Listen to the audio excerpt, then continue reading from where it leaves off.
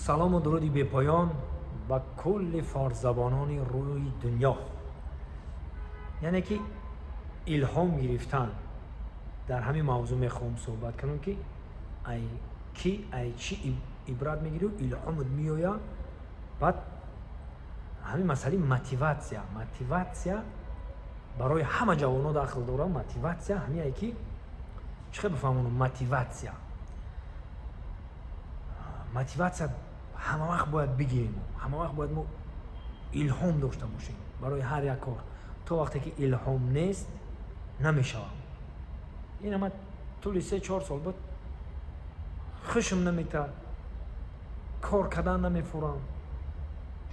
همین مسئله ها دا باید ما خودمان رو مجبور کنیم. خودمان رو باید مجبور کنیم که ما همین کار رو دست بزنیم. برای چی گپا رو گفتستم؟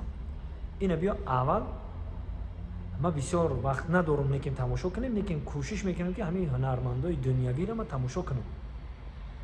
همین ونده ما تماشا میکنیم. میگم ما در یک برنامه‌اش میگم ما خواهش داشتم، ذوق داشتم، لیکن که یک نفری نبود که مرا راهنمایی کنه.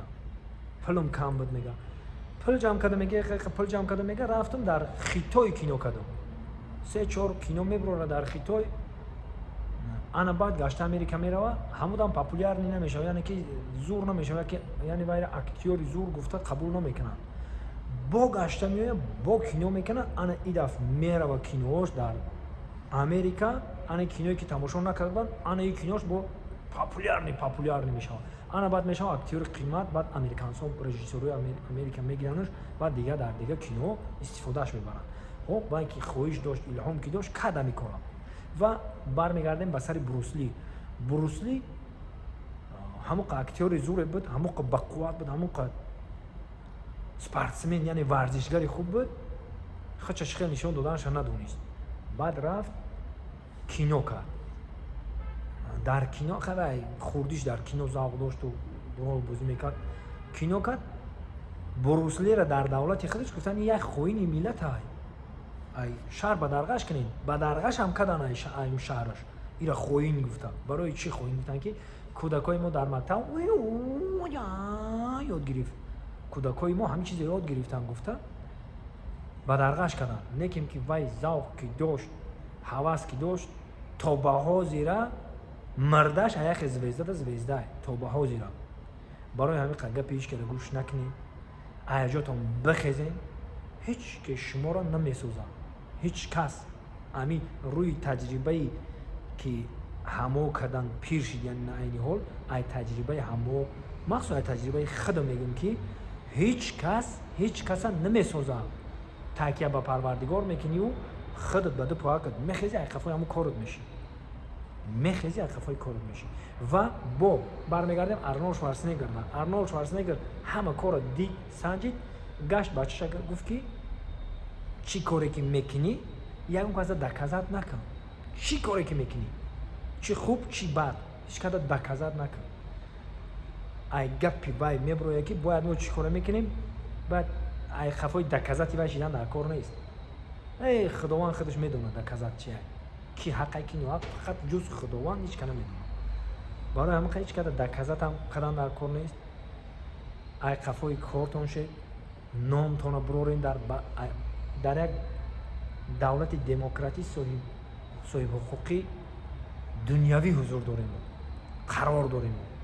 باید ما خودمون رو بسازیم و در دیگه دولت ها معرفی کنیم. دولت خودمون رو، پرچم خودمون رو برداریم، خودمون رو بسازیم. جوانو ما همه شما رو موتیواسیون نمیتونیم که بخیزن از قفای کارتون شین، بخیزن حرکت کنین. هیچ کس شما رو نمیسازه نمیتونم. من 4 سال 5 سال بود در خونه شدم. یک کس مرا گفت که دوست مراد همین یکم میگم که از من چی با کینوی نه اونو میکنی. تمام همین قگاب میگن دیگه. یکم گپ نیست. یکم از ایدیل سوزیشان که نمیدونم چیشه میگی چی با کینوی نه اونو میکنی. این همین قگاب میگن. الله اکبر. دیگه یکم گپ گفتگی نیست که چی با خیلی چی با خیلی. برای همین موتیواسیون که دارین نکشین در دلتون. بخیزم الهام دارین همو روشنایی که در گرفته در دلتون من یک اکتوری رو نگفتم شکست بکی باشد شکست بکی باشد برای که بزرگا گفته که هر کی ناموخت از گذشت روزگار نیز ناموزد ز هیچ آموزگار برای همین که من تجربه کار خودم میگم که هیچ کمو ساختن نمیتونم میخزم از قفای کار موندش کار مهنت شرف است به یاد ایگا پورا مستادان میگم خیلی بسیار گپ زدم برای همین که